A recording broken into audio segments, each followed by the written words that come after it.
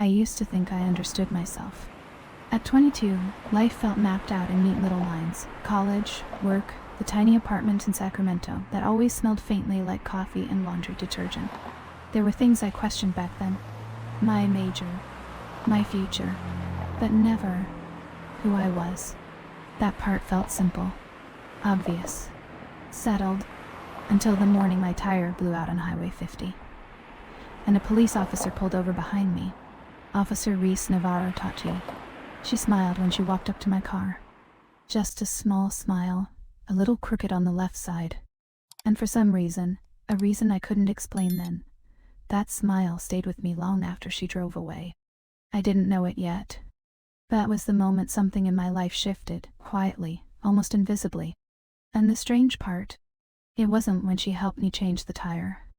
It was later when she said completely casually that she was bisexual, and looked at me like she was waiting to see what I'd do with that information. Because the truth is, I didn't understand why my heart reacted the way it did. Not then. Not until much later. Most mornings in Sacramento used to feel the same. Quiet. Predictable. Safe.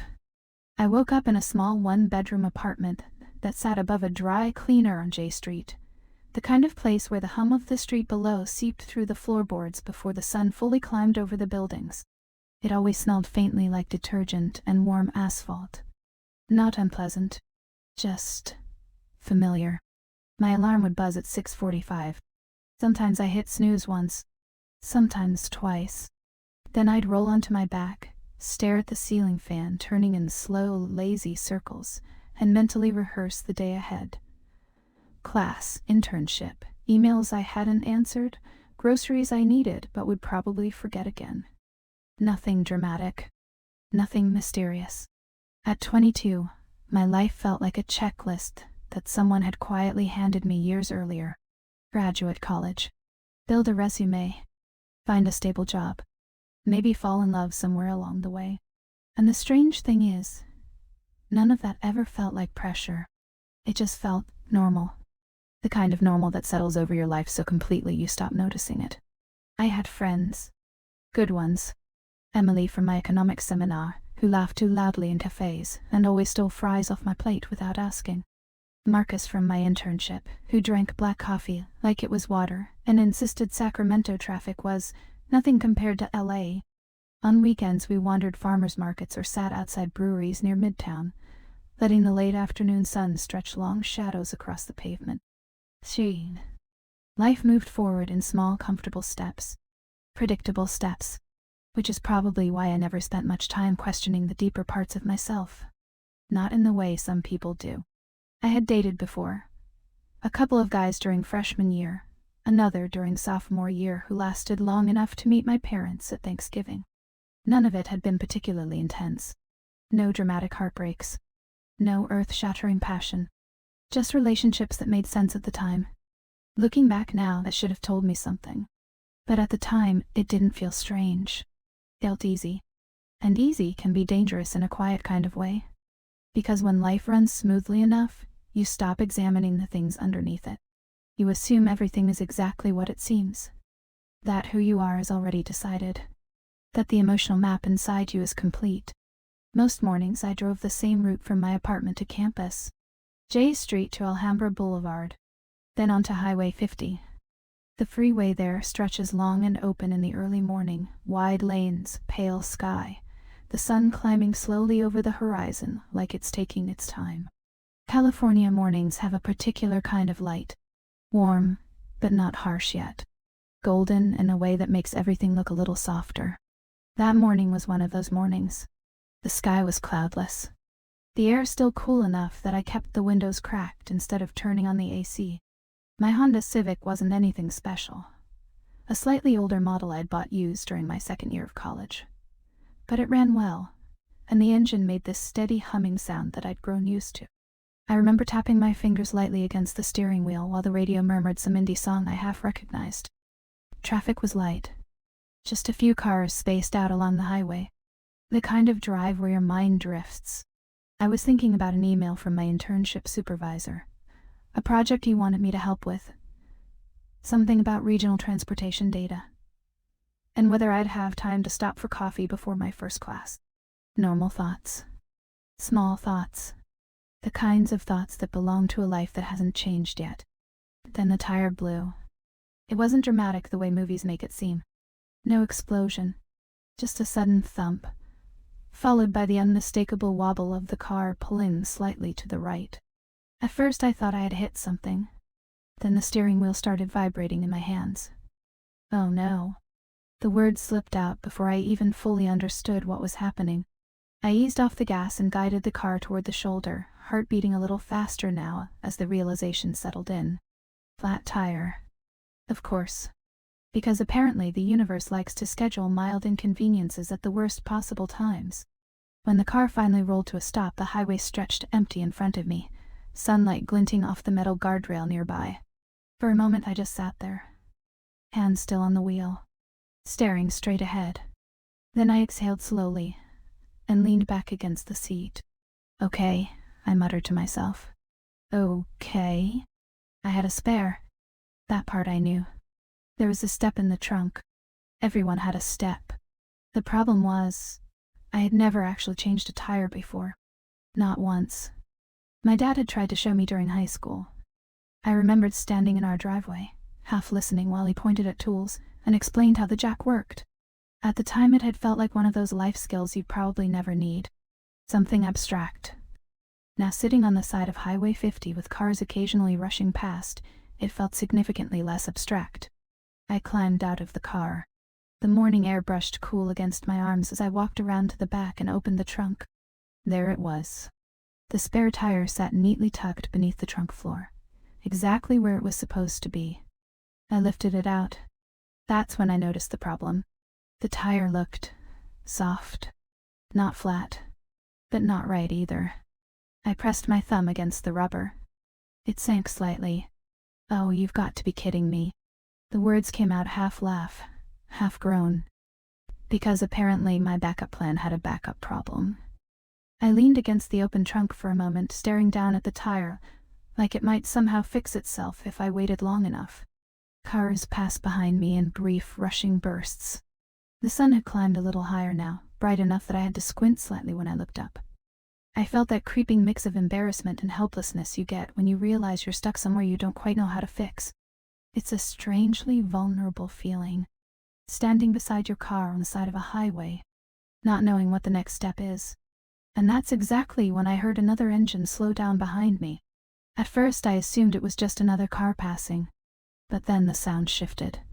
Tires rolling over gravel. An engine easing to a stop. I turned. The car pulling onto the shoulder behind mine was another Honda Civic. Nearly the same shade of gray. For a second, the coincidence struck me as oddly funny. The driver's door opened, and a woman stepped out.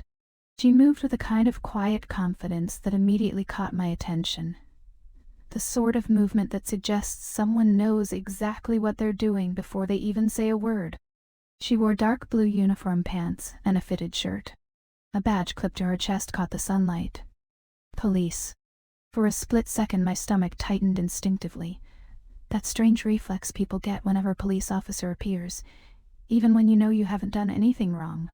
Then she started walking toward me, and she smiled. Just a small smile, slightly crooked on the left side. "Morning," she said. Her voice was calm, warm in a way I didn't expect. "Looks like you've got a flat." I nodded, suddenly aware that I was still holding the useless spare tire in my hands. "Yeah?" I said, giving a small embarrassed laugh.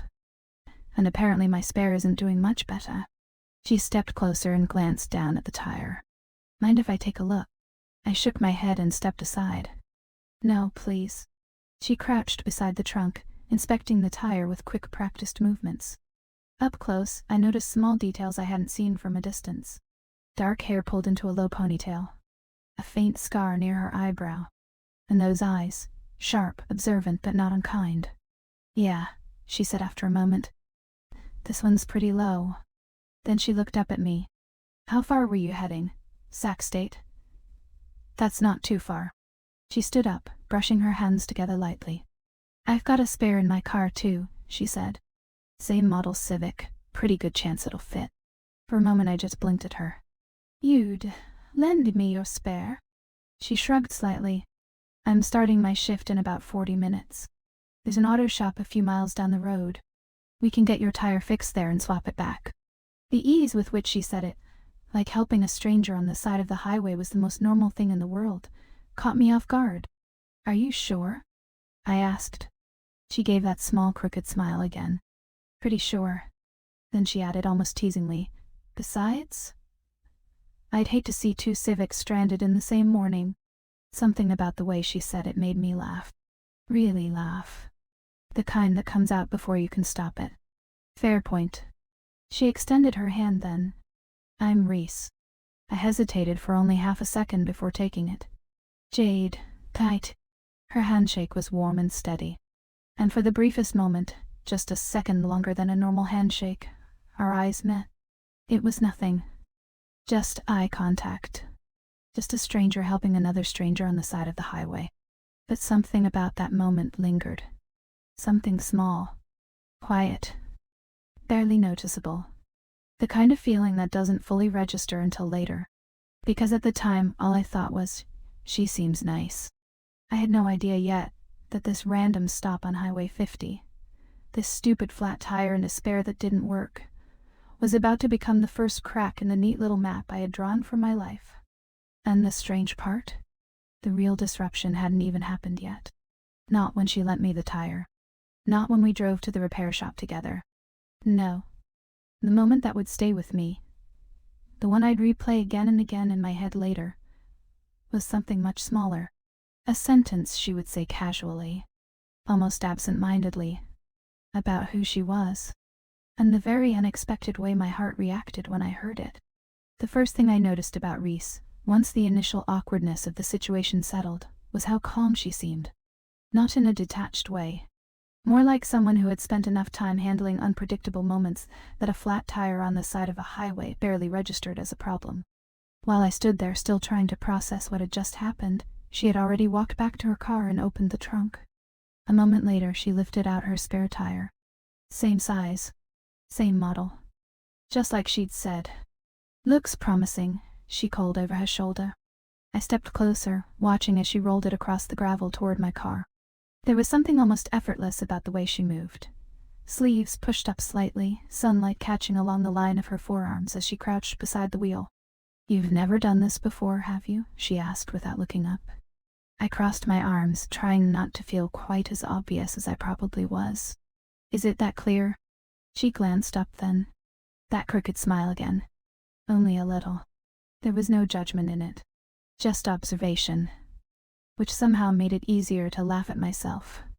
Okay, I admitted. Maybe more than a little. She loosened the lug nuts with quick, practiced turns of the wrench. You'd be surprised how many people haven't, she said. Honestly, most of the time when I stop for something like this, the person's already halfway into a panic spiral. That obvious too? A little? I laughed again, softer this time. Cars passed every now and then the highway beside us, the rush of air tugging gently at the loose strands of hair around my face. For a moment neither of us said anything. Just the quiet rhythm of metal turning against metal as she worked. It struck me then how strange the situation actually was. 10 minutes ago I hadn't even known this woman existed. Now she was kneeling beside my car, swapping out a tire like it was the most natural thing in the world. Do you do this a lot? I asked after a moment. Stopping for people? Yeah. She shrugged slightly as she lifted the damaged tire off the hub. Depends on the day. Then she added, almost casually, hard to ignore someone stuck on the side of the road. She slid the spare into place and tightened the bolts. The entire process took less than 5 minutes. When she stood again, brushing dust from her hands, I felt a surprising wave of relief. The kind that comes when a small crisis quietly resolves itself. Okay, she said. That should get you a few miles. I looked at the tire, then back at her. Reese, seriously. Thank you. She leaned against the edge of my trunk, arms loosely folded.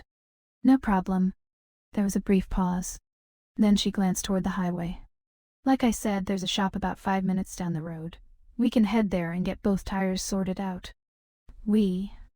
Something about the way she said it made the situation feel less like a random favor and more like a small shared mission. Yeah, I said. That would be great. She nodded toward the cars. You lead? The drive to the repair shop was short but oddly quiet. I kept glancing at the rearview mirror, watching the familiar gray Civic following a few car lengths behind mine. Same model. Same color. If someone passed us on the road, they might have assumed we were traveling together, which felt strange. Not unpleasant. Just unexpected. The auto shop sat just off an exit ramp, the kind of small independent place with faded signs, and a row of tires stacked outside. When we pulled in, the smell of rubber and engine oil drifted through the air. A mechanic stepped out from the open garage bay, wiping his hands on a rag. Reese parked beside me and climbed out. I'll explain, she said, already walking toward him. Something about the way she handled the conversation, calm, direct, easy, made it obvious she'd done this kind of thing before. Within minutes, the mechanic had both cars pulled forward and started working on the tires, which left Reese and me standing in the small waiting area beside the office. The room had 2 plastic chairs, a coffee machine that looked older than I was, and a television mounted in the corner quietly playing the morning news. For a moment, neither of us sat. It suddenly felt like the first moment since the highway where we weren't actively solving a problem. Just existing in the same space. Well, I said finally, gesturing toward the chairs. Since you just saved my morning, the least I can do is buy you coffee. She glanced toward the ancient coffee machine. You trust that thing? Not even slightly. That made her laugh. A real laugh this time, warm and low, the sound filling the small room for a second before fading again. There's a cafe across the street, she said. But I should warn you. What? I start my shift in about 40 minutes. That's still enough time for coffee. She tilted her head slightly. Coffee, huh? I hesitated. Then I shrugged. Or breakfast. Or whatever counts as food at 9 in the morning. Her eyes held mine for a moment. Not long. Just long enough that something in my chest shifted slightly. All right, she said. Coffee. The cafe across the street turned out to be one of those small neighborhood places. Mismatched tables, handwritten chalkboard menus, the smell of fresh espresso drifting through the open door. We found a table near the window. Sunlight spilled across the surface between us as we sat down. For a few minutes the conversation stayed simple. Where we lived. Where I went to school. How long she'd been working in law enforcement. Nothing heavy. Just the easy rhythm of 2 strangers getting acquainted. But the longer we sat there, the more I noticed small things about her. The way she listened closely when I spoke. The slight tilt of her head when something amused her. That same crooked smile appearing whenever the conversation drifted somewhere unexpected. She asked questions too. Not the polite kind people ask out of obligation. Real ones. About my classes. My internship. What I actually wanted to do after graduation. At some point I realized I'd been talking for several minutes straight about transportation planning. Something I normally struggled to make sound interesting. But Reese seemed genuinely engaged. Sacramento needs people thinking about that stuff, she said. Traffic's only getting worse. I laughed. That's exactly what my supervisor says. Smart supervisor. Another small pause settled between us then. Not uncomfortable. Just quiet. Outside, cars rolled slowly past the cafe windows. A cyclist stopped at the corner. Somewhere nearby a dog barked. Normal life continuing all around us. And yet something about the moment felt slightly different. I noticed it when she leaned back in her chair, stretching her arm slightly. Her sleeve shifted just enough for me to see a small tattoo along her wrist. A simple line drawing. Minimal. I hadn't noticed it earlier. You've been a cop long? I asked. Almost 8 years. That seems young. Started early. Then she added casually, I did a few other things before that. Like what? She took a sip of her coffee. College. A few years in San Diego. Oh yeah? Yeah? Another small smile. Figuring myself out. Something about the way she said it made me curious. What does that mean exactly? She hesitated, not in a guarded way, more like she was deciding how much detail to include. Then she shrugged slightly. Mostly learning who I was. I nodded. That makes sense. She tapped her fingers lightly against the edge of the cup. For example, she said, that's where I realized I'm bisexual. The sentence landed in the air between us with almost no ceremony. No dramatic pause. No shift in tone. Just a simple statement. Like she'd mentioned her hometown. But something strange happened inside me the moment she said it. A flicker of something. Not shock. Not judgment. Just a sudden awareness I couldn't quite name. For a split second I became intensely aware of the way she was looking at me across the table. Calm, untold. Curious. Waiting. And the strangest part was the thought that appeared in my mind right after. Uninvited. Unexpected.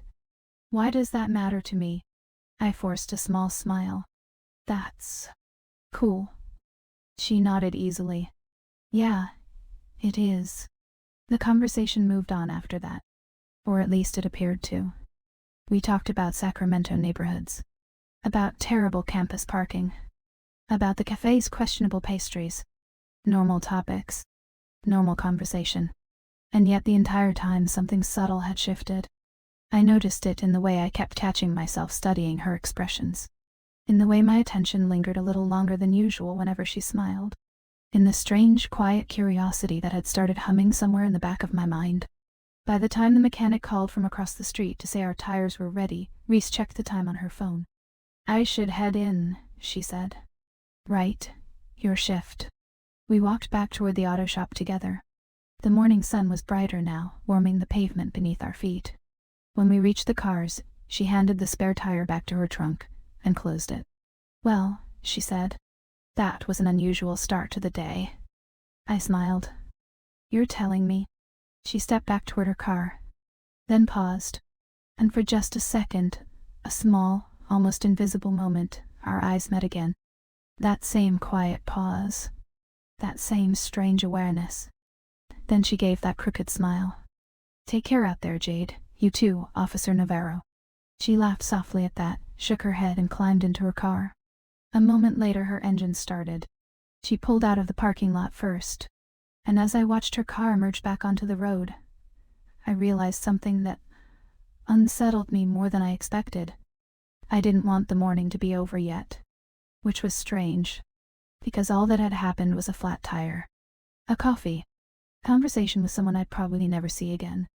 And yet, as I drove back toward campus, one thought kept returning to me again and again. Not about the tire, not about the highway, but about the way she'd said it. So casually, so comfortably. I'm bisexual. And the unsettling realization that the sentence had stayed with me longer than it probably should have. For the rest of that day, I kept telling myself the same thing. It was just a flat tire. A random morning. A stranger who happened to stop and help. Nothing more. That explanation made sense. It was neat, practical, the kind of logic I usually trusted. Life is full of small coincidences. People cross paths every day and never see each other again. Except my mind refused to behave like it normally did. Because every few minutes the memory of that crooked smile drifted back into my thoughts. Not dramatically. Just quietly. The way certain songs replay in your head without permission. I tried to focus during class.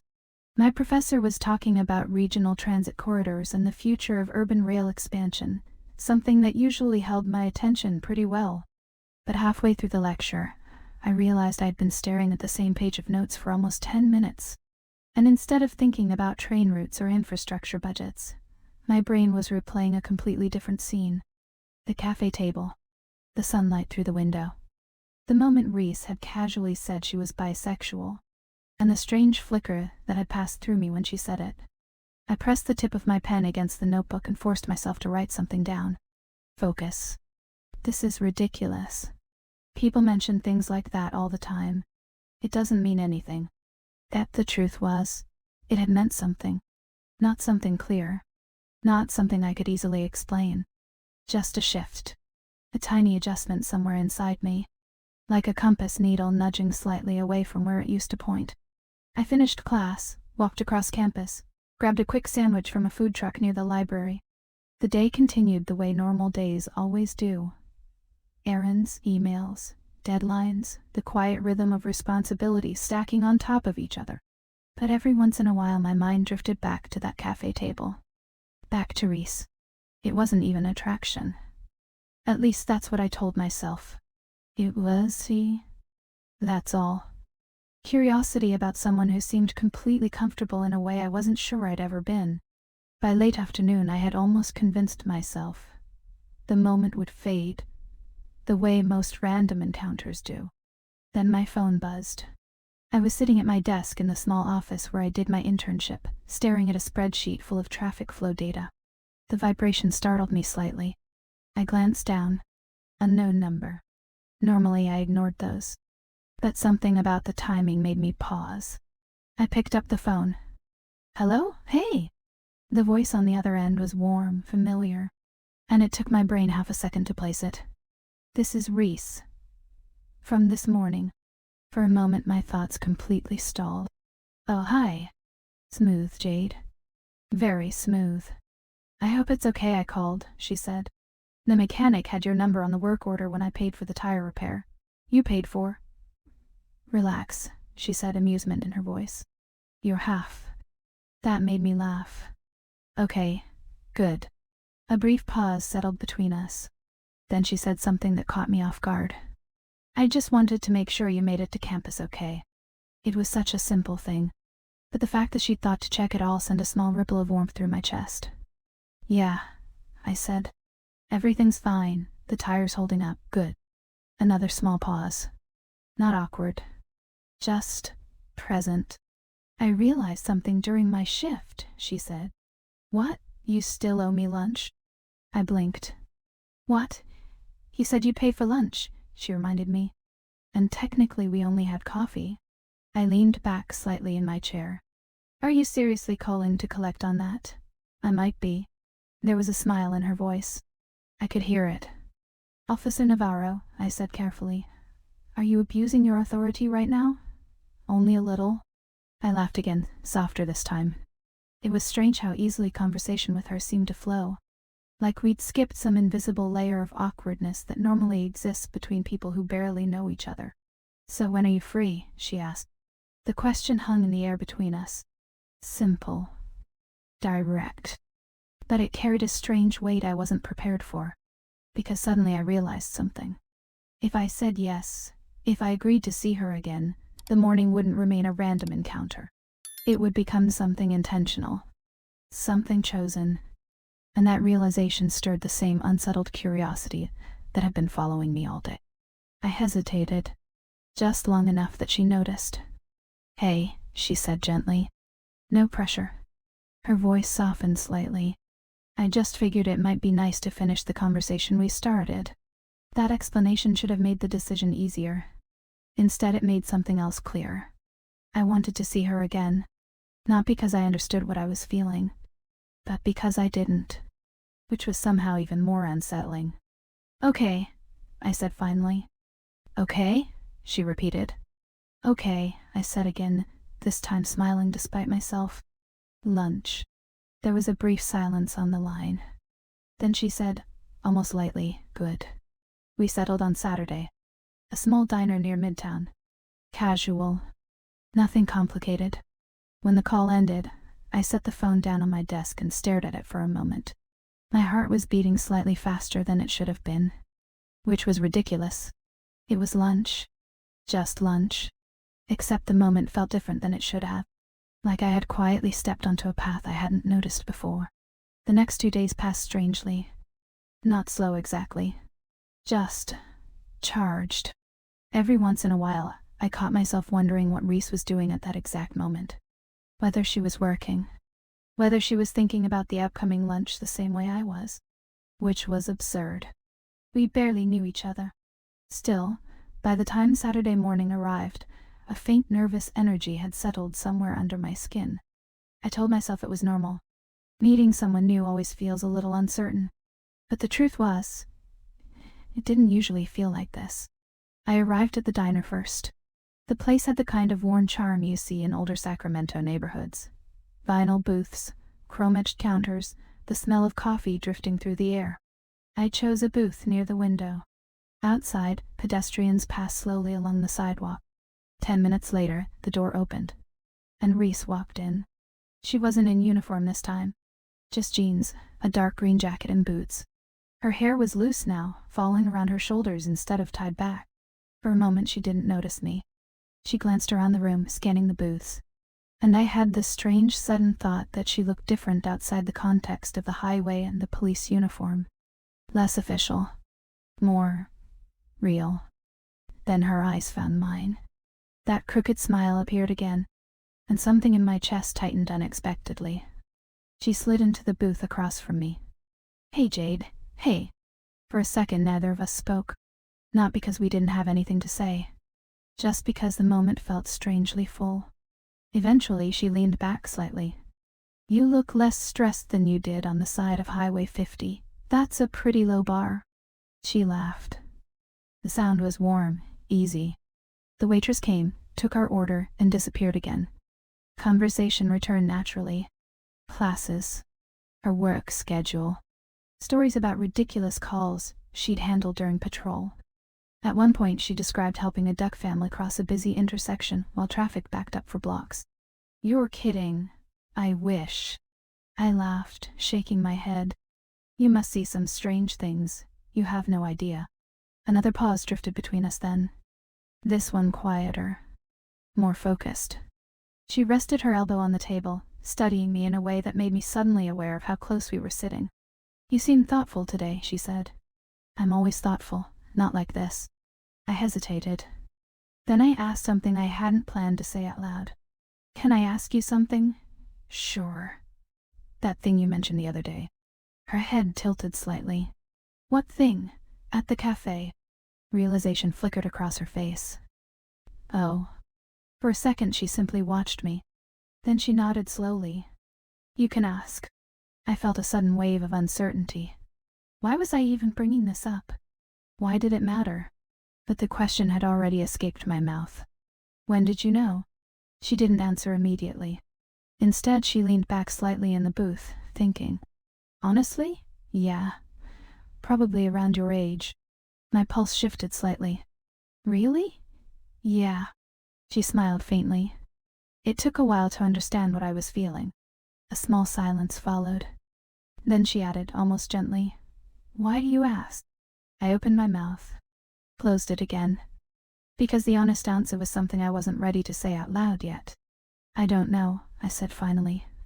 She watched me carefully. Not pushing. Not judging. Just observing. And the strange part was, I felt like she understood the question I hadn't said. Outside the diner window, the late afternoon light had begun to soften. Inside, the quiet hum of conversation surrounded us. For a moment, neither of us moved. And in that small pocket of silence, something subtle passed between us. Something unspoken. Not attraction exactly. But the quiet recognition that the conversation we were having might eventually lead somewhere neither of us had fully planned. Which made the air between us feel slightly warmer. Slightly heavier. And much harder to ignore. After that lunch, something in my life stopped feeling accidental. Not because anything dramatic had happened. Nothing had. No confession. No touch that lingered too long. No moment anyone else would have noticed. And still, the world felt slightly off-center. Like a picture frame that looks straight until you stare at it long enough to realize it's tilted by half an inch. I tried for a few days to slip back into my normal routines without examining that feeling too closely. Classes still happened. My internship still filled my afternoons with spreadsheets, transit reports, and conversations about deadlines that felt important in the exact way practical things always do. I still stopped at the same grocery store near my apartment. Still forgot to buy paper towels. Still woke up too early on Tuesdays because the man downstairs opened the dry cleaner before sunrise and the metal gate always rattled loud enough to cut through sleep. On the outside, nothing had changed. Inside was another story. Because now Reese existed in my week. And that alone had shifted something. Before, she had been a strange morning on Highway 50. A coincidence. A bright interruption. Now she was a person whose voice I could recognize the second she said hello. A person who texted with maddeningly casual confidence. A person whose smile had somehow turned into a recurring thought I could not seem to keep out of my head. Our messages started simple. A photo she sent one evening of a sunset over a gas station parking lot, the sky streaked orange and pink above patrol lights in the distance. Night shift perks. I replied with a picture of my laptop open to 3 different tabs and a half-eaten granola bar beside it. Internship glamour. She answered almost immediately. Honestly, yours looks worse. I smiled at my screen for longer than I should have. That became the rhythm. All check-ins. A joke here. A photo there. A quick "how's your day going?" That somehow never felt like small talk. The outside world kept moving exactly as it always had. Sacramento stayed sun-washed and busy, people crossing streets with iced coffees in hand, cyclists weaving through midtown traffic, students dragging backpacks across campus lawns. My professor still assigned too much reading.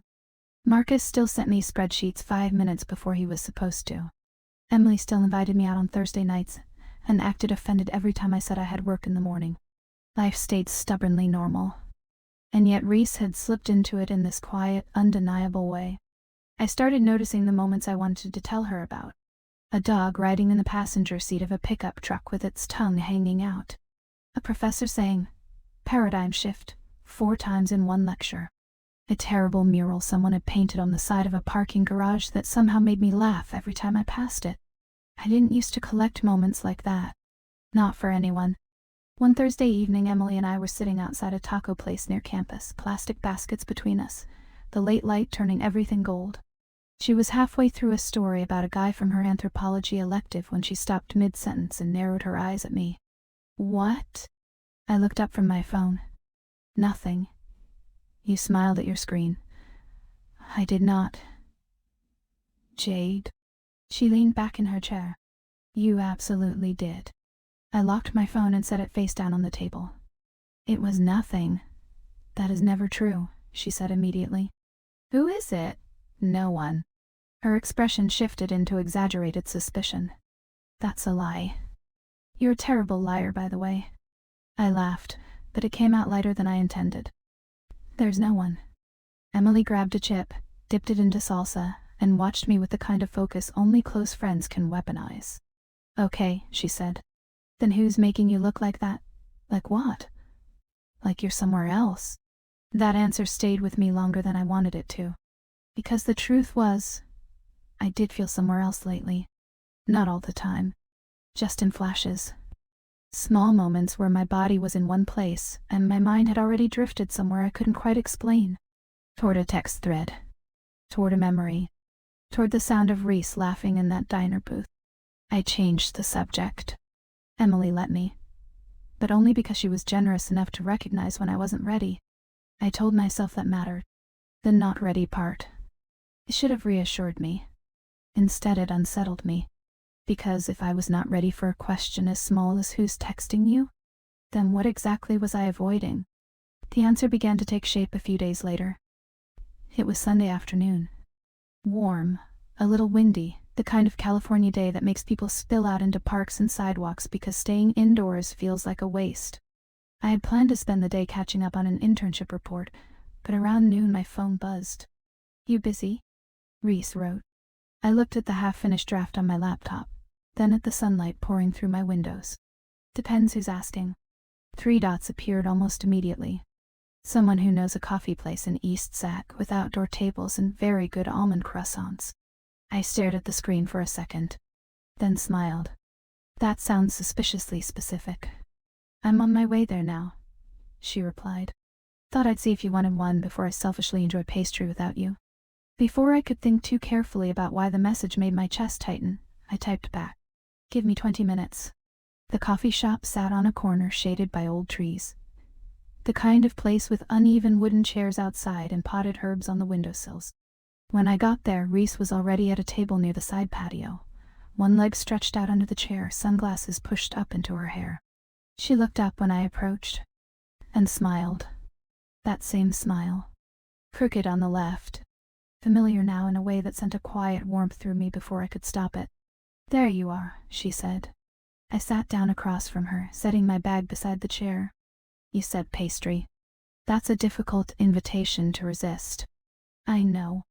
There was a paper cup waiting for me already. "You guessed my order?" I asked. I remembered it.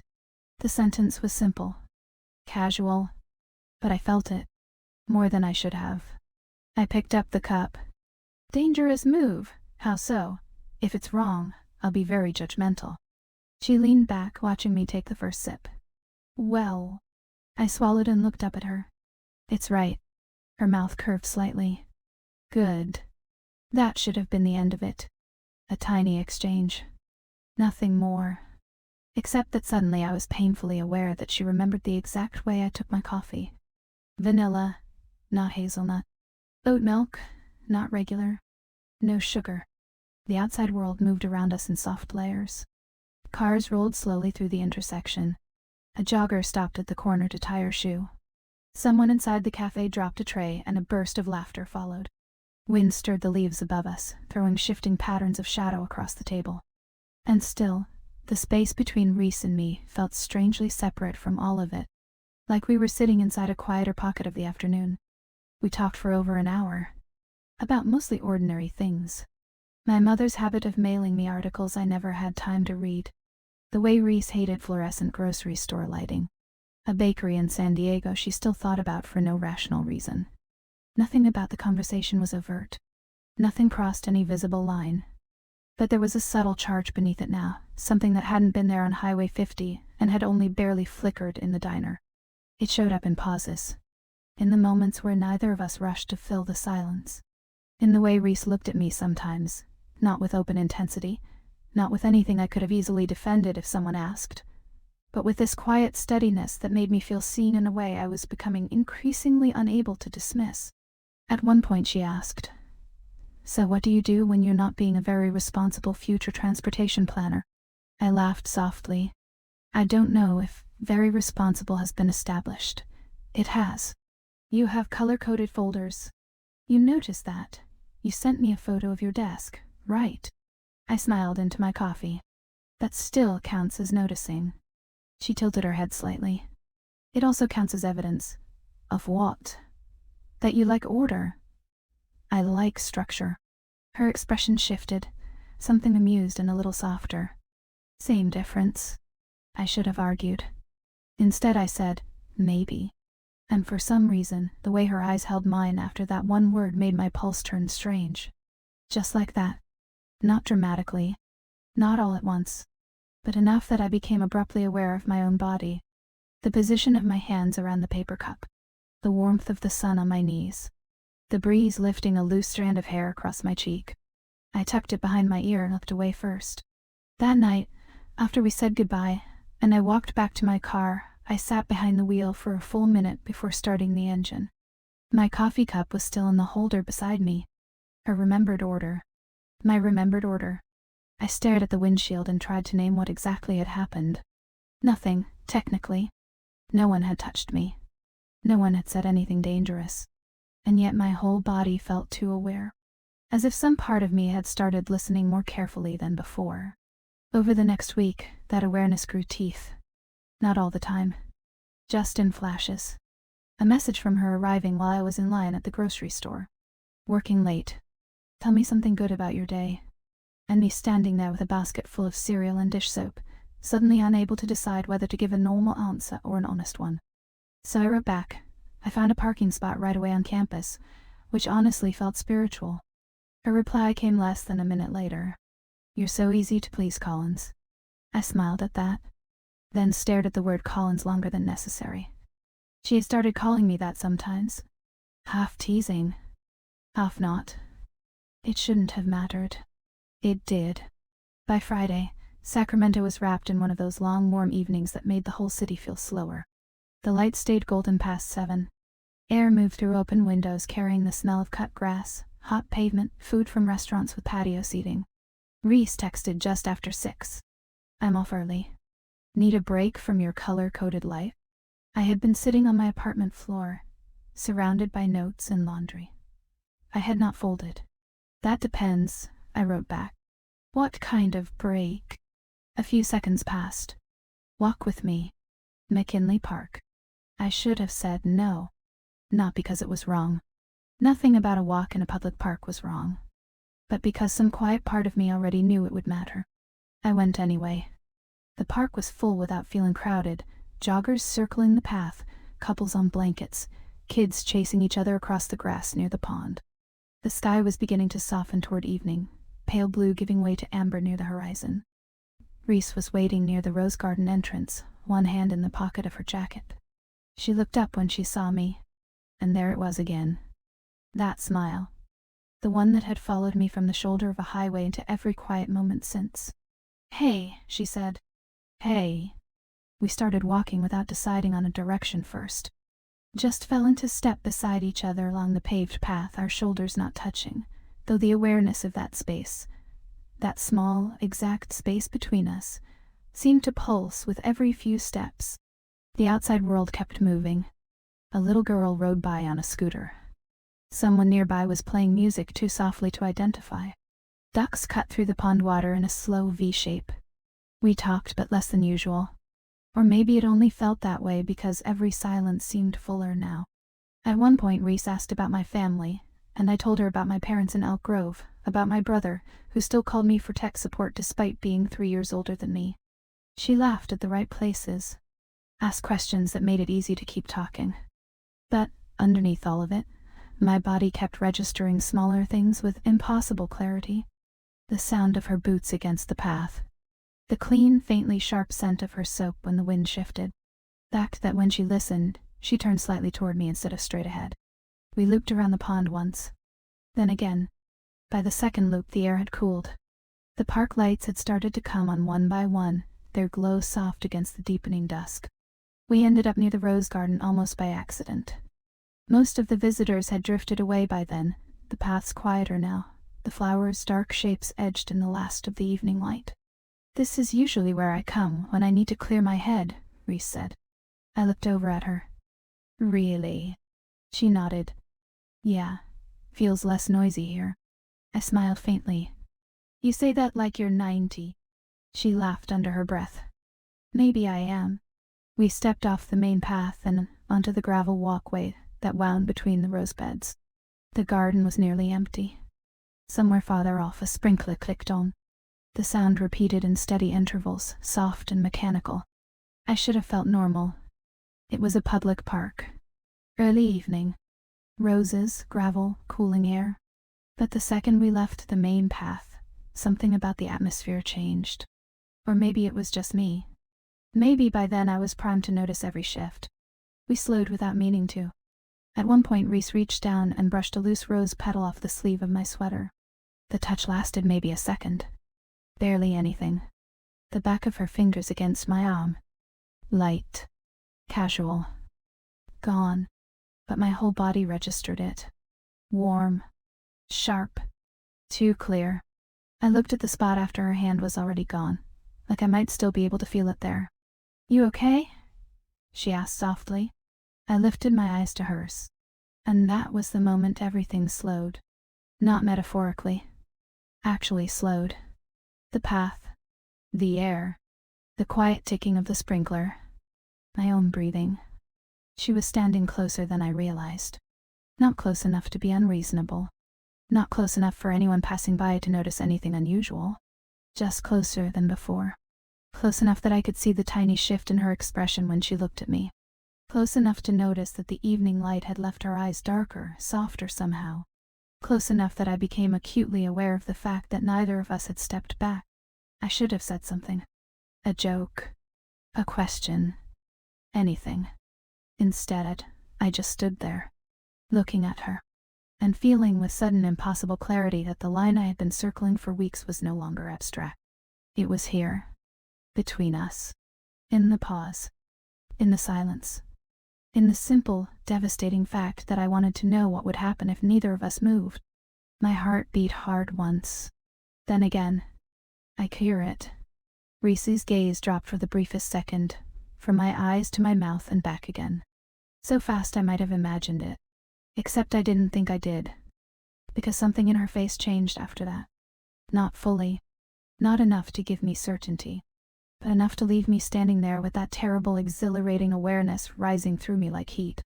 I almost stepped back. Almost. Instead, I heard myself say too softly, "Reese." My voice sounded unfamiliar. Breath in. Her name barely more than air. She didn't answer right away. Her expression stayed calm but not untouched. There was something held there now. Something restrained with effort. "Yeah?" she said. One word. Low. Quiet. And suddenly every possible thing I could say felt dangerous. "I don't know what this is. I think about you too much." Why did you look at me like that? Why am I standing here wanting something I don't know how to name? The truth pressed at the back of my throat, but it wasn't ready yet. Not in a shape I could survive saying out loud. I swallowed. Nothing. Reese's eyes stayed on mine. She didn't rescue me from it. Didn't fill the silence. Didn't turn away. Didn't move closer either. That might have been the hardest part. The restraint. The unbearable steadiness of it. As if she understood exactly how delicate the moment was and refused to rush me through it. A breeze moved through the garden, carrying the faint, damp green scent of leaves and roses. Somewhere on the main path, footsteps passed and faded. The world had not stopped, but it felt impossibly far away. I became aware of everything at once. The coolness rising off the gravel, the slight tremor in my own hands, the tiny muscle in Reese's jaw, tightening and easing again as if she were holding herself in place. Something irreversible is approaching. The thought came suddenly and whole. Not because she had touched me. Not because she had said anything explicit. Not because the moment had already crossed into something visible. But because I knew, with a certainty that made my stomach turn warm and unsteady, that if we stayed here much longer, if I kept looking at her like this, and she kept looking back, then the version of me who still believed none of this meant anything was going to disappear. I wasn't ready to lose her. And I wasn't ready to lose that version of myself either. The conflict hit hard enough that I finally did the only thing I could. I looked away. Just for a second. Toward the rose bushes. Toward nothing. A breath caught in my throat and came out uneven. When I looked back at her, Reese had not moved. But some of the rawness in her expression had settled into something gentler. Still charged. Still present. Just contained. She gave the smallest nod, almost like she understood the sentence I hadn't been able to finish. "We should probably head back," she said quietly. Probably. The word landed with a softness that somehow made everything hurt more. Because it wasn't rejection. It wasn't dismissal. It was mercy. And maybe a warning. I nodded, though it took me a second to trust my voice. "Yeah." We started walking again, side by side, back toward the main path. The distance between our shoulders was exactly what it had been before. Maybe less. Maybe more. I couldn't tell anymore. All I knew was that everything felt different now. Charged. Fragile. Awake. Neither of us mentioned what had almost happened. But the silence between us on the way out was not empty. It was full of the moment in the garden. Full of the breath I had taken and not finished. Full of the way her eyes had flicked down for half a second. Full of the terrible knowledge that I had wanted to stay there. At the parking lot, we stopped beside my car. The overhead lights had come on. Crickets had started up somewhere beyond the trees. A couple laughed near the far end of the lot, keys jingling, car doors opening and closing. Normal sounds. Normal night. Reese put her hands in her jacket pockets and looked at me for a moment. "You okay?" she asked again. The same question as before. A completely different meaning now. I nodded too fast. "Yeah." She didn't call me on it. Of course she didn't. That wasn't her way. Instead, she gave me that crooked smile, but softer this time. Almost tired around the edges. "Text me when you get home." I swallowed. "Okay." Another pause. Another one of those impossible little silences where the whole world seemed to hold its breath. Then she stepped back. Just one step. Enough to break it. "Good night, Jade." "Good night." I got into my car and closed the door, hands unsteady on the steering wheel. For a second I couldn't make myself start the engine. I could still feel that almost moment in my body like an aftershock. The slowed perception. The near confession. The space where a kiss could have happened and didn't. Nothing had been resolved. If anything, everything had gotten worse. Because now I knew the danger wasn't theoretical. It wasn't curiosity anymore. It wasn't just admiration or confusion or some passing fascination with a woman who seemed more certain than I was. It was want. Quiet. Unnamed. Unresolved. But real enough that when I finally drove home through the warm Sacramento night, every red light felt too long and every memory from the rose garden returned with unbearable clarity. Her hand brushing my sleeve. The pause. Her gaze dropping and lifting again. The way neither of us moved away. And the worst part, the part I could no longer pretend I didn't understand, was that some part of me was already mourning the fact that we stopped. Because another part of me had wanted to find out what would have happened if we hadn't. The strange thing about almost moments is that they don't fade the way you expect them to. They linger.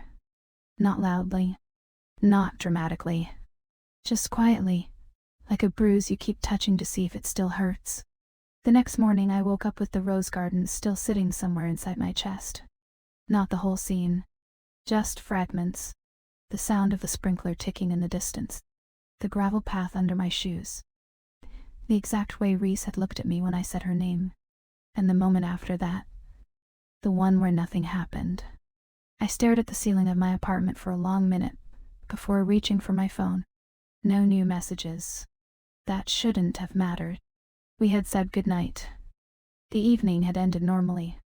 People do not text each other first thing every morning after taking a walk in a park. Still, I checked again. Nothing. I set the phone back down and rolled onto my side. The thing that unsettled me most wasn't that the moment had almost turned into something. It was the fact that part of me had wanted it to. Not out of curiosity. Not because I was confused. Because in that split second, standing in the quiet of the rose garden, looking at Reese the way she was looking at me, my body had already started leaning toward something I could no longer pretend I didn't understand. Which was terrifying. Because once you realize you want something, the world shifts. You start seeing the edges of it everywhere. The rest of the morning passed in a blur of routine that felt strangely distant. Coffee. Emails. A quick call with my internship supervisor.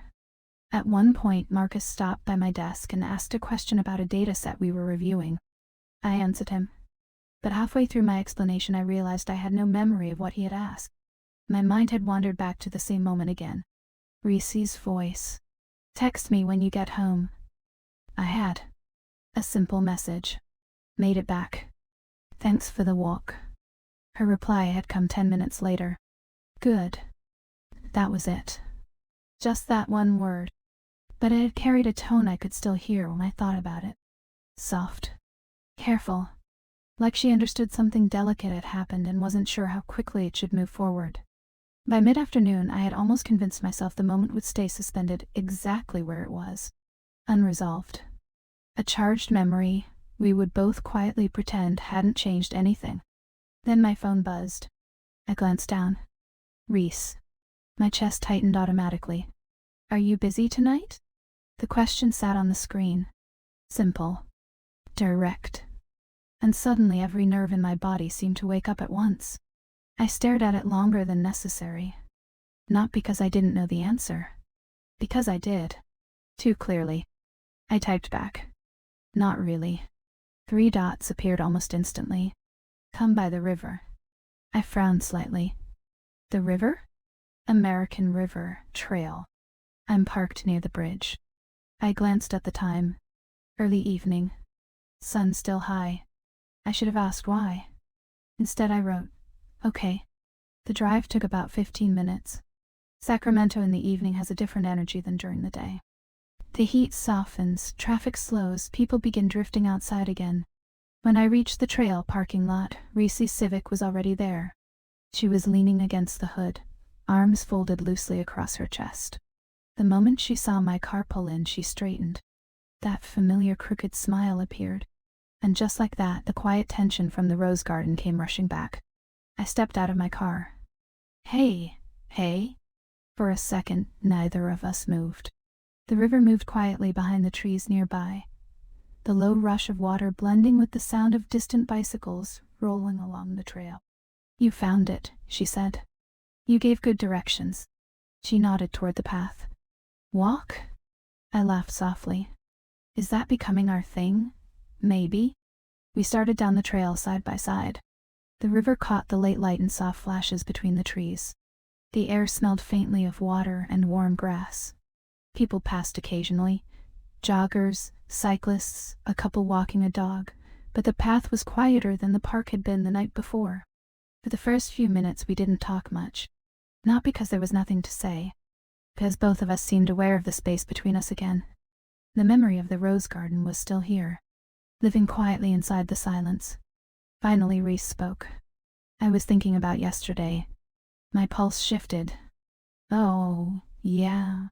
She glanced at me briefly, then back at the path. I didn't want to rush you. The sentence landed softly. Carefully. I looked at her. You think I felt rushed?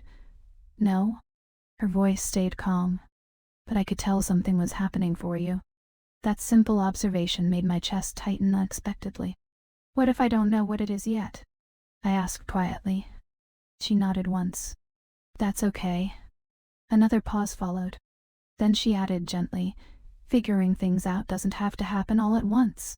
The path curved closer to the river. Water moved steadily beside us now, reflecting the fading sunlight. I stopped walking. Reese took 2 more steps before realizing I had paused. She turned. What? I didn't answer right away. Because the truth was, something inside me had reached a point where pretending nothing was happening felt impossible.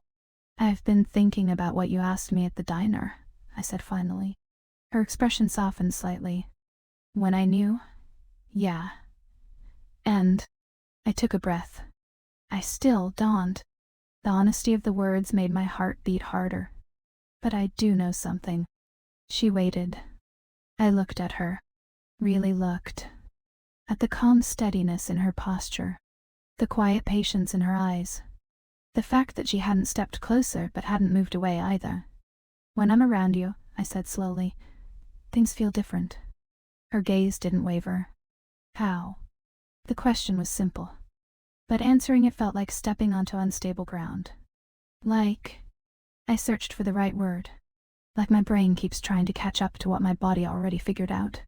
Something shifted in her face then. Not surprise. Recognition.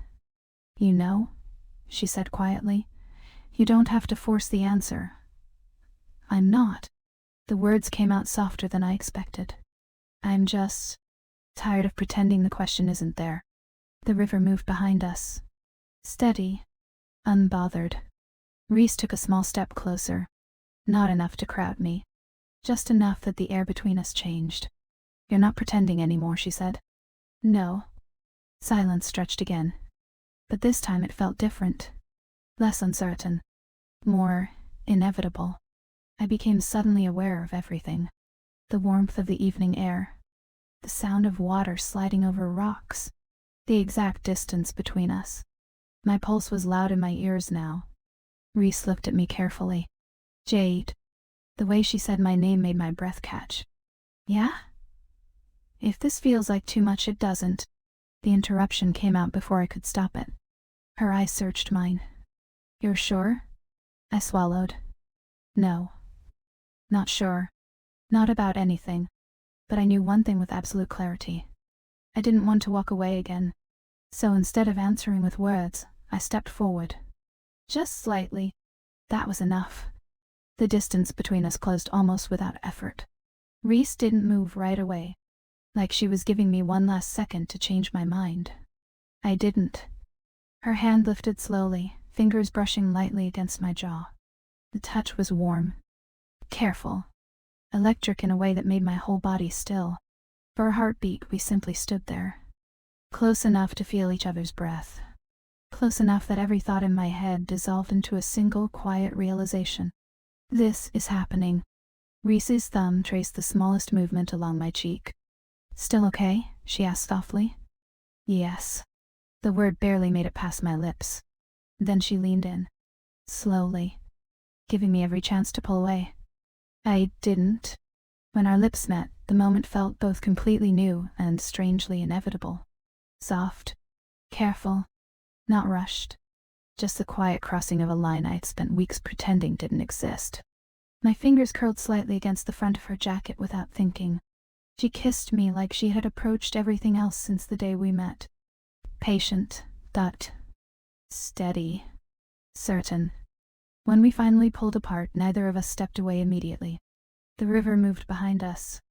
The sky had shifted toward deep evening, and I realized something with sudden clarity. The map of my life, the one that had felt so stable before a tire blew out on Highway 50, had just changed. Not completely, not all at once, but enough that the path ahead would never look the same again. Reese studied my face quietly. "You okay?" she asked again. I exhaled slowly, then laughed under my breath. "No idea." Her crooked smile returned. "Fair answer." But even as we stood there in the fading light, one thing was already certain. The moment we had been circling since the rose garden had finally happened, and there was no walking back across that line. For a few seconds after we kissed, neither of us moved. The world didn't explode. Nothing dramatic happened. The river kept sliding past the rocks beside the trail, steady and indifferent. Somewhere behind us a bicycle rolled by, the faint clicking of its gears drifting through the evening air. A bird lifted from a tree branch and disappeared toward the water. Normal sounds. Normal movement. But inside my chest something had shifted so completely that even breathing felt unfamiliar. Reese was still standing close enough that I could feel the warmth of her body through the thin space between us. Not touching. Not pulling away. Just there. And the strangest part was how quiet she was. Not awkward. Not rushing to fill the moment with explanation or jokes. Just watching me with that same steady attention she'd had since the day she pulled over behind my car on Highway 50. I let out a slow breath. I think my brain just rebooted. That made the corner of her mouth lift. "Yeah? Yeah." My voice came out softer than I expected. For a second there it stopped working. She leaned her shoulder lightly against the wooden railing beside the path. "That's a common side effect." "Of what?" "Kissing someone you've been thinking about too much." My stomach flipped at the casual honesty of it. "You've been thinking about it too?" I asked before I could stop myself. Reese's smile shifted, not bigger, but deeper somehow. "Jade." The way she said my name carried a quiet patience. "What do you think that moment in the rose garden was?" I looked down at the gravel path for a second. The memory flashed back instantly, the pause, the breath I couldn't finish, the way her eyes had flicked down to my mouth. "I thought I imagined that part," I admitted. "You didn't." Silence settled between us again. Not heavy. Just full. I leaned against the railing beside her, facing the river now. The sun had dipped lower, the water reflecting the sky in long streaks of amber and deepening blue. My hands rested on the rough wood in front of me, fingers tracing the worn grooves absent-mindedly. For a while neither of us said anything. And strangely, that felt right. Because the moment after a crossing is rarely loud. It's quieter than people expect. Like standing at the edge of a lake after diving in, the water still rippling outward from where you broke the surface. Finally, Reese spoke. "You okay with what just happened?" I nodded. "Yes." Then I paused, also terrified. She laughed softly under her breath. "Fair." I turned slightly toward her. "You seem very calm about it." "I'm not calm." "You look calm." "That's because I've had more time to process it." Her words landed with surprising gentleness. "You mean me?" She nodded. "Yeah." My pulse shifted. "Since when?" Reese tilted her head slightly, thinking. "Probably the diner. That early? That obvious." I stared at her. "You're telling me you figured this out before I did?" "Not everything," she said. "But enough." A breeze moved through the trees, carrying the cool scent of river water and damper. For a second the silence returned. But now it held something different.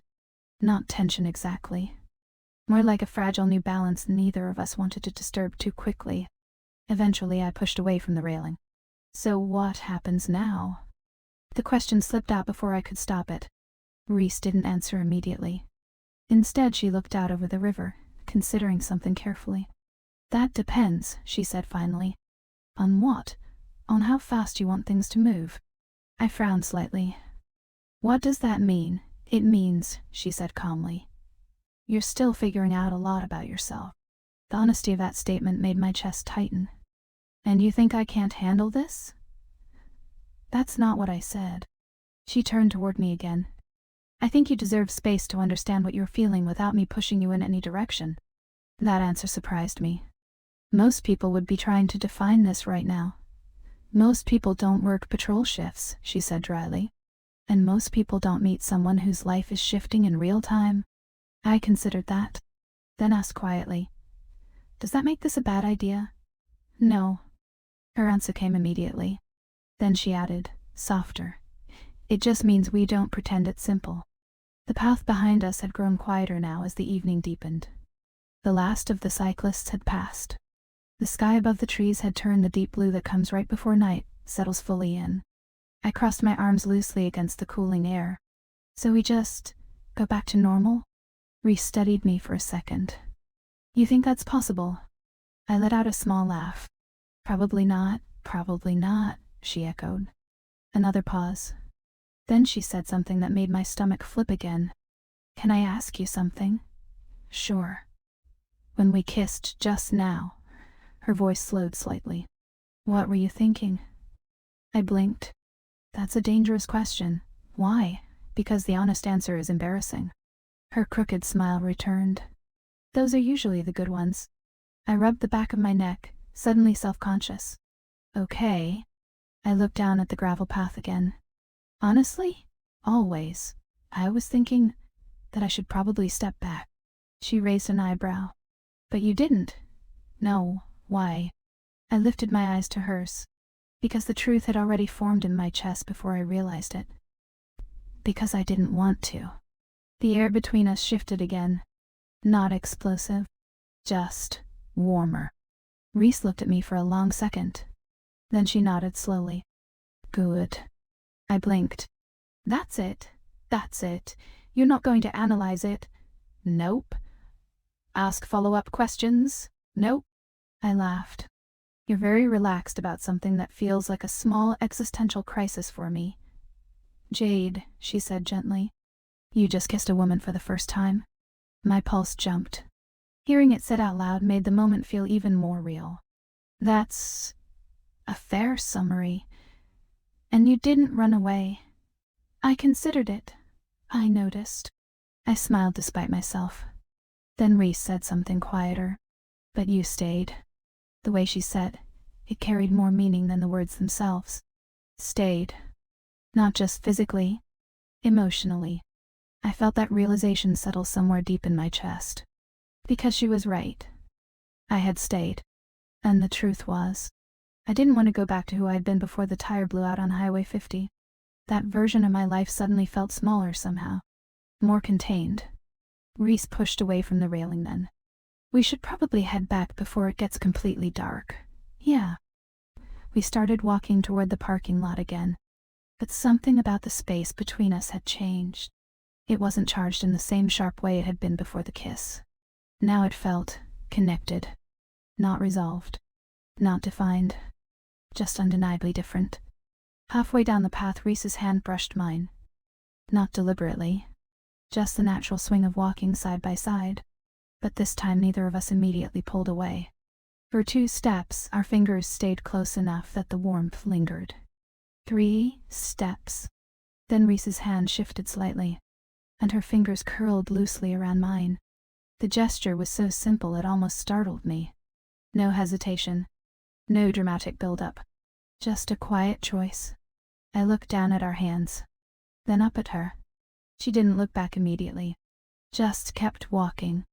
Like holding my hand beside the river trail at dusk was the most natural thing in the world. My heart beat a little faster. But this time, I didn't feel like I was standing on unstable ground. This felt steadier. And somehow that made the moment even more powerful. We reached the parking lot a few minutes later. The overhead lights buzzed softly above the rows of cars. Reese stopped beside my Civic. Our hands separated as naturally as they had joined. For a moment we just stood there again. The night air cooler now. The city quieting around us. So, she said. So, I echoed. Neither of us rushed the goodbye, because both of us knew something important had already changed. Not just the kiss, not just the moment beside the river. Something deeper. A quiet shift in the direction my life was moving. And the strangest part was, for the first time since all of this started, I wasn't afraid of where it might lead. After the river, everything felt quieter. Not easier. Not simpler. Just quieter in that strange way life sometimes gets after you cross a line you can't uncross. The outside world kept moving exactly the way it always had. Sacramento still woke up too early. The dry cleaner downstairs still rattled open before sunrise. My professors still assigned more reading than any human being should have to finish in a week. Marcus still sent me spreadsheets that made my eyes cross if I looked at them too long. But underneath all of that, something inside me had changed its shape. It wasn't just that I had kissed Reese. It was that I couldn't retreat into uncertainty the way I had before. The question was still there. Maybe it always would be, at least for a while. But it no longer sat in the distance like an abstract thought I could circle without touching. It had become real. Immediate. Warm. Human. It had Reese's hand at the side of my face. It had the quiet of the river behind us. It had my own voice saying yes before I had fully figured out how to live inside that answer. The next morning I woke before my alarm and lay still in bed, looking at the pale blue light collecting at the edges of my curtains. For a few seconds I didn't move. I had just listened. The ceiling fan. A delivery truck outside. Someone laughing faintly on the sidewalk below. My body still carried the memory of the night before in small, impossible ways. Not like a dramatic ache. More like an afterimage. A warmth that returned every time I let my mind drift back to the trail, to the river, to the moment Reese asked if I was sure. And I realized I was tired of stepping away from things I could already feel. I reached for my phone. There was one message from her. Morning, hi. No existential crisis yet? I stared at the screen and smiled into the pillow before I could stop myself. Too early to tell, I wrote back. Ask again after coffee. 3 dots appeared. That sounds serious. It is. A pause. Then, meet me later? The question made my pulse shift in that familiar, quiet way. But this time it didn't come with the same panic. Not because I understood everything. I didn't. But because seeing her no longer felt like stepping toward a cliff edge. It felt like stepping toward the place where I could finally stop lying to myself. Yeah, I wrote. I want to. That afternoon I spent 2 hours in the library pretending to work on an urban planning case study, while my concentration dissolved every few minutes. I reread the same paragraph 6 times. Moved one sentence around in my notes. Checked my phone more often than I wanted to admit. At one point, Emily dropped into the chair across from me with an iced tea and gave me the kind of look that suggested she had arrived ready for answers. You're impossible to read when you're trying to be unreadable, she said. I blinked up at her. That sentence should be illegal. It's accurate, though. I smiled despite myself and shut my laptop halfway. She watched me for a second, then tilted her head. You look different.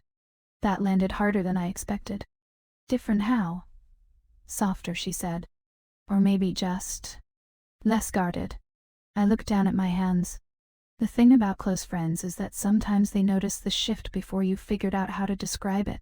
I met someone, I said quietly. Emily's eyebrows lifted. Ah. That one little sound held more meaning than a full paragraph. I laughed under my breath. It's not. I don't know what it is. But it's something. I looked back at her. Yes. She studied me for a beat, and whatever she saw must have answered the rest, because her expression changed. Not shock. Not the kind of curiosity I'd feared from other people. Just recognition. Affection. Okay, she said softly. That was all. No demand for details. No forced celebration. No awkward overcorrection. Just okay. And for some reason that nearly undid me. I looked away quickly, pretending to organize the papers in front of me. Wow, I muttered. That was weirdly kind. Emily smiled. I have my moments. Then she leaned back in her chair and lowered her voice. Do you want to talk about it? I exhaled slowly. Not yet. She nodded. That's fine. Another pause. Then, because she was still Emily, she added, but when you do, I reserve the right to judge whether she's cool enough for you. A laugh escaped me before I could stop it. You'd like her. Oh, so we've already skipped past hypothetical. I rolled my eyes. Please, go away. She grinned and stood up with her drink. Text me if you decide to become mysterious and emotionally unavailable. I want documentation. When she left, I sat there for a minute with my hands resting on the edge of my notebook and realized my chest felt lighter than it had in days. Not because everything was solved, because it wasn't, but because some small part of the fear had eased. The part that believed saying any of this out loud would make it collapse. Instead, the truth had held. That evening, Reese and I met at a small taqueria tucked into a side street near East Sacramento. Nothing fancy. Plastic menus, strings of lights over the patio, music humming softly from somewhere inside. She was already there when I arrived, sitting at an outside table with a bottle of sparkling water in front of her. When she looked up and saw me, that crooked smile appeared. And even now, after the trail, after the river, after her fingers closing around mine like it was the most natural thing in the world, that smile still did something impossible to my insides. Hey, she said. Hey. I sat down across from her. The evening was warm but not hot. A little breeze moved through the patio now and then, carrying the smell of grilled onions and cilantro from the kitchen. For the first few minutes, conversation stayed easy. Work. My classes. A story from her shift about a man who tried to report his neighbor for aggressively using a leaf blower. That sounds fake, I said. I promise it's real. No, Jade. There's no way anyone used the word aggressively in a leaf blower complaint. She laughed. I'm telling you, people get creative. I smiled down at my drink. The strange thing was how ordinary the moment felt.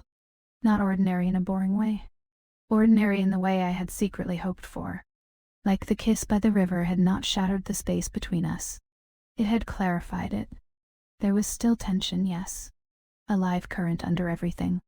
But it no longer felt like something fragile that might disappear if either of us moved too quickly. It felt grounded now. Real enough to survive conversation, laughter, the arrival of tacos, the soft interruptions of a waitress refilling our waters. At one point, Reese reached across the table without thinking and brushed a dot of salsa off my wrist with her thumb. A tiny gesture. Barely anything. But I felt it immediately. My eyes flicked to hers. She seemed to realize at the same time what she'd done, because her expression changed for a second. Not regret, exactly. More like awareness settling in. Neither of us mentioned it. The conversation continued. But the air between us held that moment gently, the way you carry something breakable without making a scene of it. After dinner, we walked without deciding to. Just drifted out of the restaurant and down the sidewalk under the soft yellow light of street lamps while traffic passed in slow waves beside us. The neighborhood was quiet. Trees arched over the street in dark shapes. Somewhere a sprinkler hissed behind a low fence. I've been thinking about something, I said after a while. Reese glanced over at me. That sounds dangerous. It might be. Okay. I shoved my hands into the pockets of my jacket. That morning on the highway. The glamorous beginning of our story? I laughed softly. Exactly. Very cinematic. Flat tire. Dust. Mild panic. You were handling it beautifully. I was holding an unusable spare and trying not to cry. That's one interpretation. I smiled. But the smile faded as the thought returned. I keep wondering why that moment feels so much bigger now than it did then. Reese was quiet for a second. Because at the time you thought it was random. I looked at her. And now? She shrugged slightly, her gaze moving ahead toward the sidewalk. Now maybe it doesn't feel random anymore. That stayed with me. Not because it was a dramatic thing to say. Because it wasn't. It was simple. Quiet. And somehow it reached the exact place inside me that had been trying, for days, to understand why the memory of that morning kept returning with more weight instead of less. We turned onto a quieter block lined with old houses and low front porches. The city sounds softened there. I could hear our footsteps, the rustle of leaves overhead, the distant bark of a dog. I used to think, I said slowly, That people who talked about their lives changing in one moment were exaggerating. Reese glanced at me. Yeah? Yeah. I thought change was something that happened gradually, quietly, over years. And now? I let out a breath. Now I think maybe it starts quietly, but there's still a moment you can point to. She didn't answer right away. I think she knew I wasn't just talking about the kiss. I was talking about all of it. The highway, the cafe, the diner, the rose garden, the river, every small step that had brought me here. We slowed near the corner without meaning to. There was no real reason to stop, except that neither of us seemed ready to end the evening yet. Reese looked at me. Not intensely. Not with pressure. Just with that same steady attention that had unsettled and steadied me in equal measure since the day we met. "What are you afraid of now?" she asked softly. The question landed in the center of me. Not because I didn't know. Because I did. I hesitated, feeling the words form. I think I'm less afraid of what this means. She stayed quiet. I went on. I'm more afraid of how much I already don't want to lose it. Something in her expression softened. Not pity. Not surprise. Something warmer than both. "You're not behind, you know," she said gently. "Behind what? Your own life." The sentence hit me so hard I had to look away for a second. Because without meaning to, she had named the exact feeling I hadn't known how to say out loud. Fear that everyone else had arrived somewhere before me. The fear that I should have known this sooner. Asked better questions sooner. Understood myself sooner. Reese's voice was calm when she continued. "There's no deadline for becoming honest with yourself." I swallowed against the sudden pressure in my throat. And in that moment, standing under a Sacramento street lamp, with warm night air moving around us, and traffic humming a block away, I understood something with painful clarity. The thing that had changed most was not that I had kissed a woman. It was that for the first time in my life, I was allowing myself to stand still inside a feeling instead of explaining it away until it disappeared. That realization stayed with me the rest of the walk. When we finally circled back to our cars, neither of us said much. The silence wasn't empty.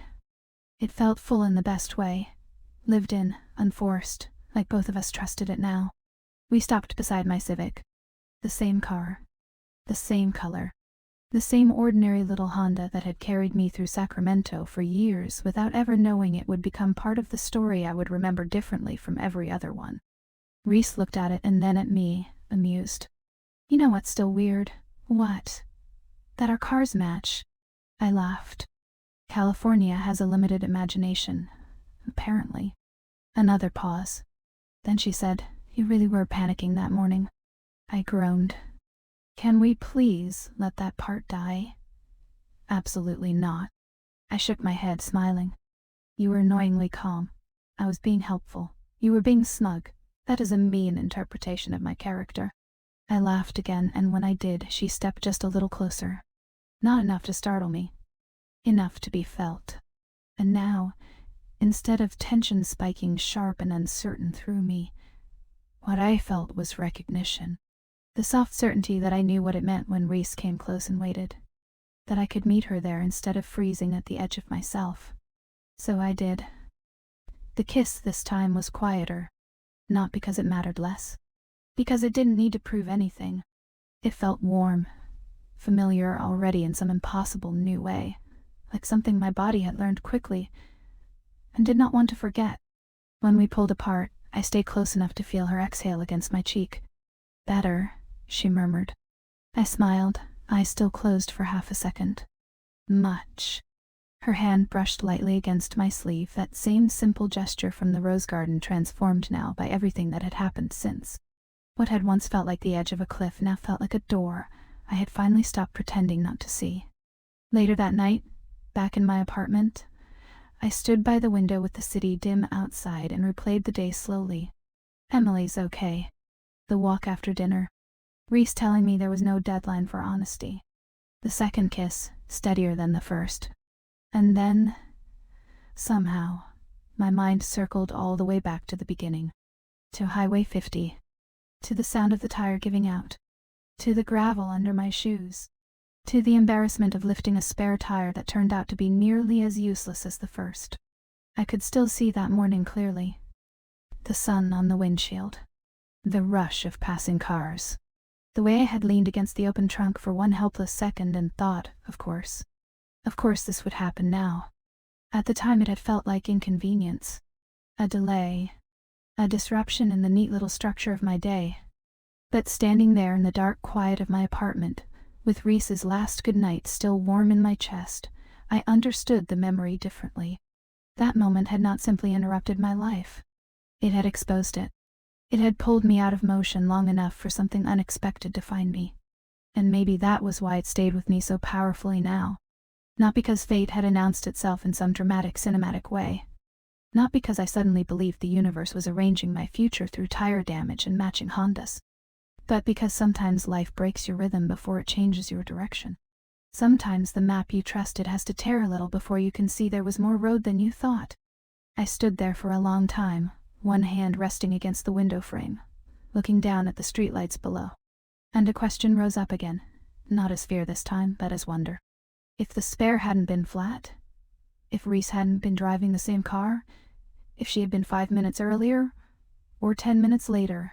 If she had simply kept going, would I still be living inside the version of myself that never asked the question? Maybe. Or maybe the question had always been there, waiting for the right silence, the right look, the right interruption. I don't know. Maybe that's the part of the story I'll never fully solve. But I do know this: by the time I finally turned away from the window and reached for my phone to answer Reese's last message, I was no longer mourning the version of me who had believed her life was already mapped out. I was beginning to feel grateful for the girl on the side of Highway 50 who didn't know what was happening yet, because she thought she was losing time. And in the end, she was only being rerouted. Somewhere below, a car moved through the sleeping street. The city breathed quietly around me. And for the first time, the unknown ahead didn't feel like something to fear. It felt like the beginning of an answer. A story doesn't always change your life because it gives you certainty. Sometimes it changes your life because it finally gives you permission to keep going. Thank you for staying here with us in Secret Garden Stories, where some stories whisper instead of shouting, and linger because what mattered was never said. And now I'm curious, what was the real turning point for you in Jade's story? The flat tire on Highway 50, the almost moment in the rose garden, or the first kiss by the river? If you want to keep walking into stories like this with us, stay close to Secret Garden Stories.